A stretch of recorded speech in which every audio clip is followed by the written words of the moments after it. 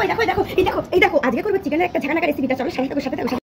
চিকেনের মধ্যে গোলমরিচ দিলাম, আদা রসুন পেঁয়াজের পেস্ট দিলাম, টক দই দিলাম, লবণ দিলাম, লঙ্কা দিলাম, জিরা ধনের গুঁড়ো দিলাম, জায়ফল গ্রেট করে দেবো, তেল দিয়ে দিলাম,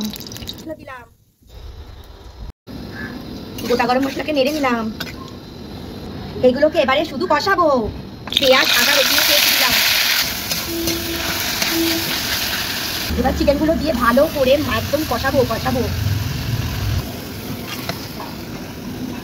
এবারে 10 মিনিট ঢেকে দিলাম। এবারে কষাবো। এবারে 10 মিনিট ঢাকার পরে আবারও কষাবো।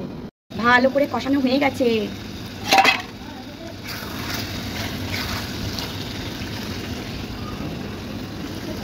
দুধ দিয়ে দিলাম।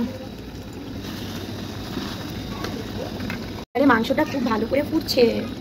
গোলাপ জল দিলাম, কেওড়া জল দিলাম, পেঁয়াজ বেরেস্তা দিলাম।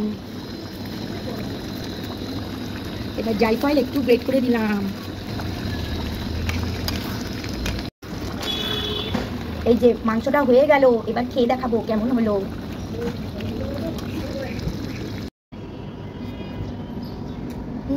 অসাম।